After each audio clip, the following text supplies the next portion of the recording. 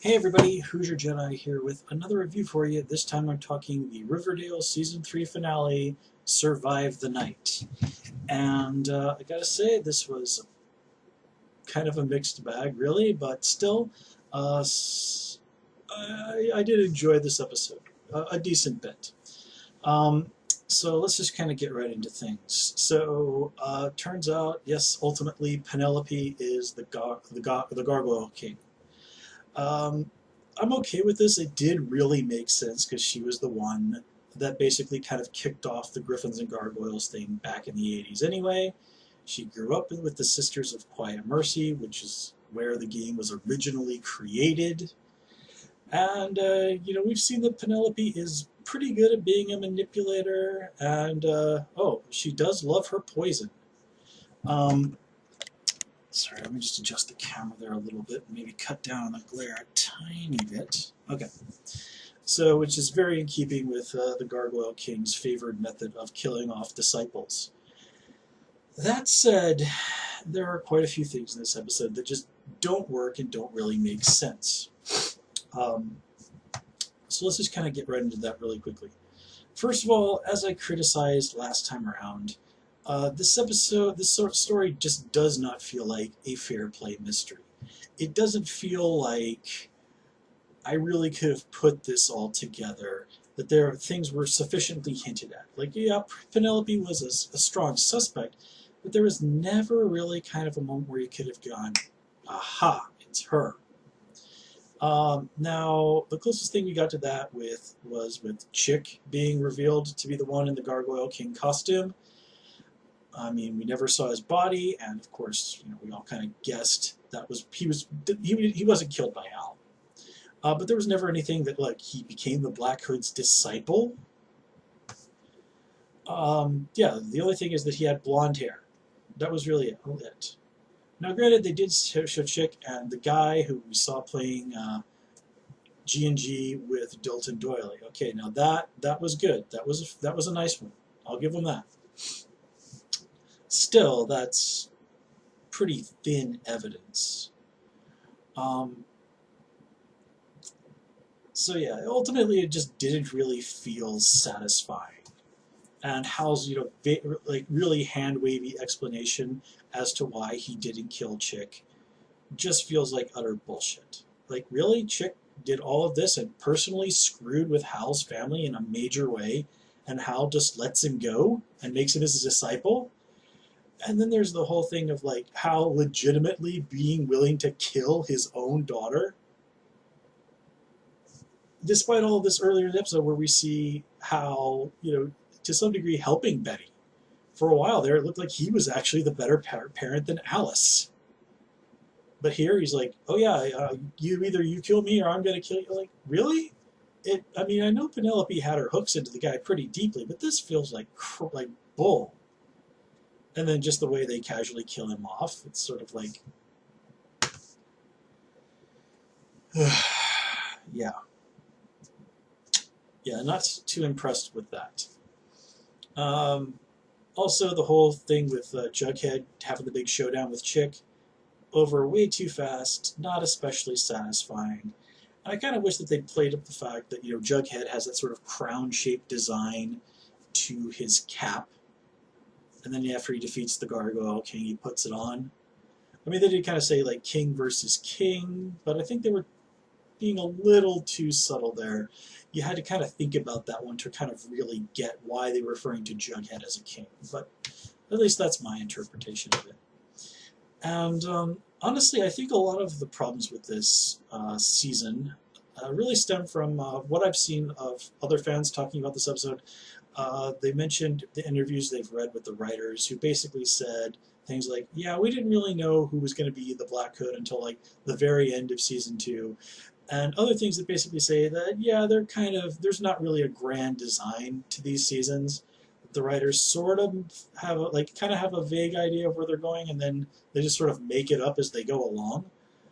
I don't care for that style of writing at all. I got burned, I think, pretty badly on that from quite a few of the middle seasons of Smallville. Now, not that this is bad.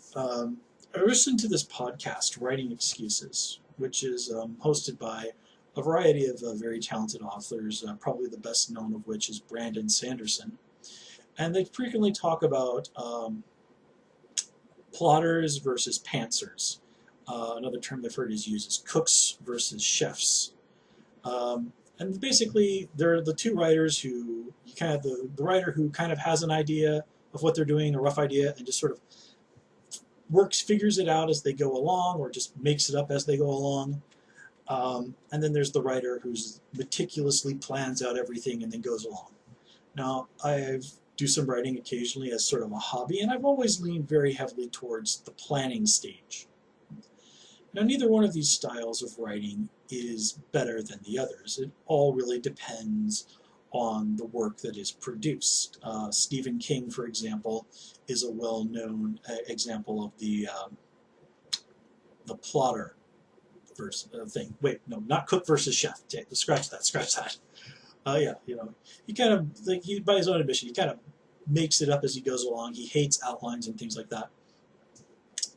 And on the plotting side of things, you have Orson Scott Card, who has said that he's a very meticulous planner. Now, I'm not too great of a fan of Orson Scott Card as a human being or his world views, but I'll give the man credit. He's a good writer. Okay, Ender's Game is a classic for a reason, and like Past Watch, I think is one of his books that I think is extremely underrated. I've read that and it's very good. Again, I don't think much of the man himself, but I'll give him credit. He's a good writer. But yeah, I think though that the necessity, the way that television works, really begs much more for the more structured plotting style. Now, granted, with a TV series, it's not just one writer. You got a lot of cooks in the kitchen, and trying to coordinate things between that many people, even with a series editor and producers and all of that, it's a tricky task.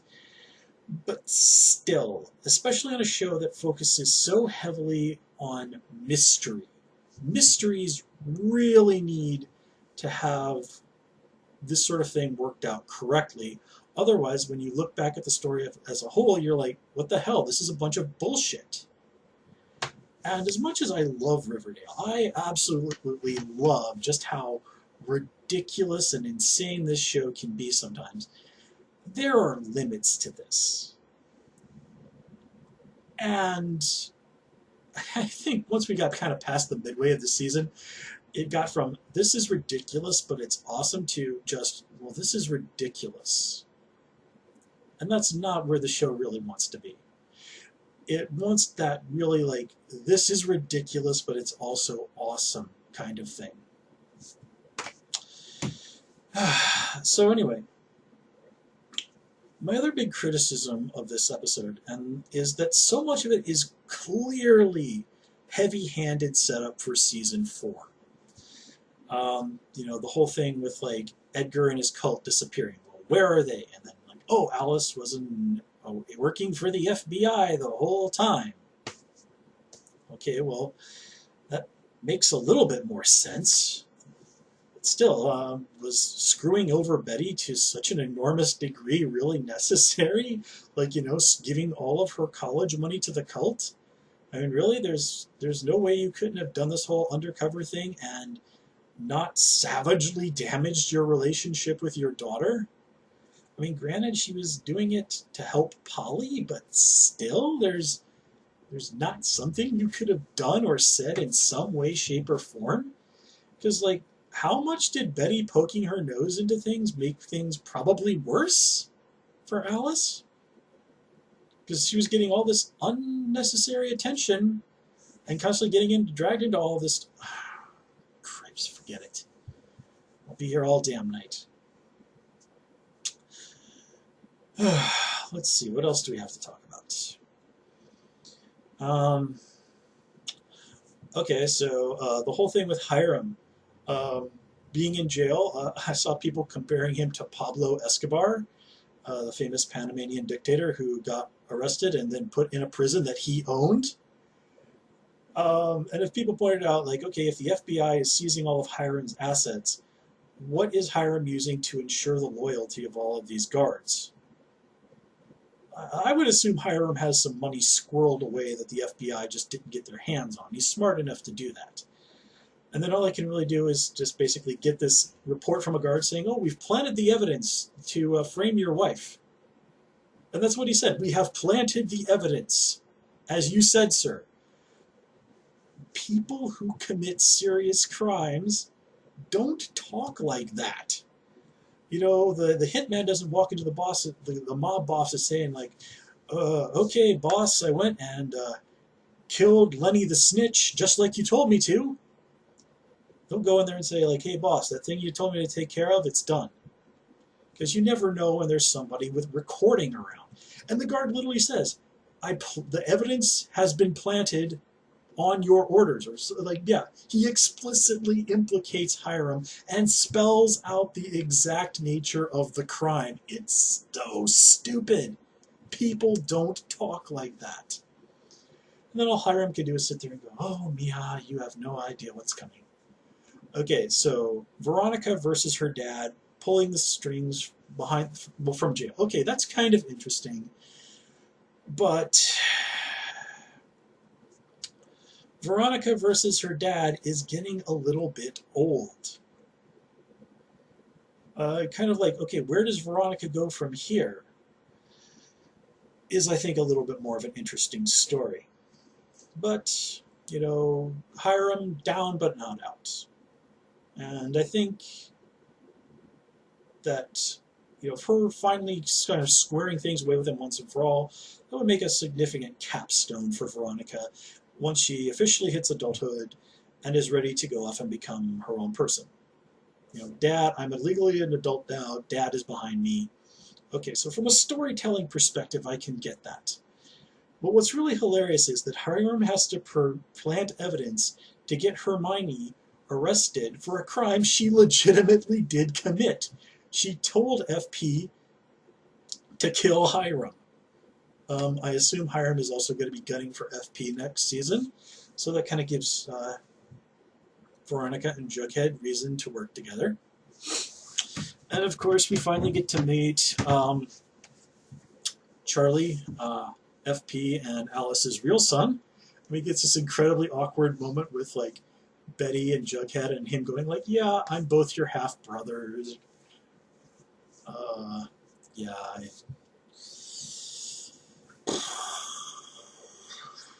Oh God, my lips look huge when I do that. Like I've got like Botox or something on my lips. Ooh. Is it Botox that makes your lips big? I don't know. Okay, and then of course there's the whole hunting people through the woods, the most dangerous game nonsense. Okay, that was actually quite a bit of fun.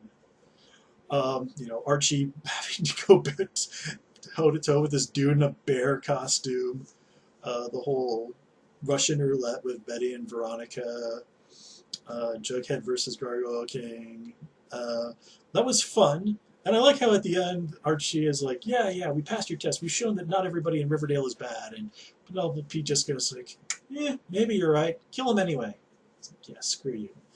But what really gets me about the whole situation with Penelope is that she used to be, like in like season 2, Cheryl basically set her on freaking fire. And she was literally terrified of Cheryl for a while. And even in this earlier in the season, she for no particular reason decides to screw with Cheryl, and Cheryl gets back at her. This doesn't really mix with her being the ultra manipulative, super smart Gargoyle King. It just doesn't.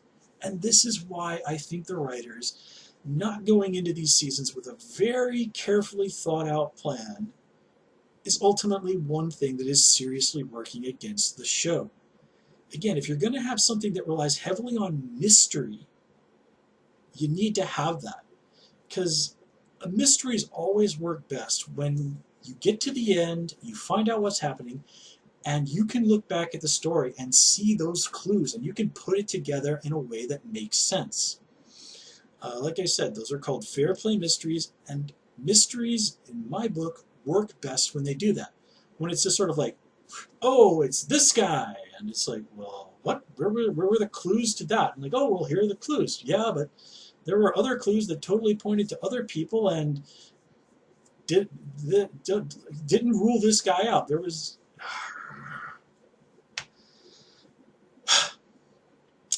Okay, so the flash forward, yeah, okay, I don't have any huge opinion about that. Of course we know something is going to go disastrously wrong. Uh, Happiness is always in short supply in Riverdale, and those golden malt shop moments just turning into utter Twin Peaks insanity are what make this show great. When they do that, that's when the show is brilliant. But nonetheless, I shall of course be back for season 4. Flaws withstanding, there were times when I was enjoying the living hell out of this season. Not so. This series definitely did not stick the landing, but it was still quite a bit of fun more often than not. So let's come back to see what happens with Archie and the gang next season. And until next time, take care and have a good one.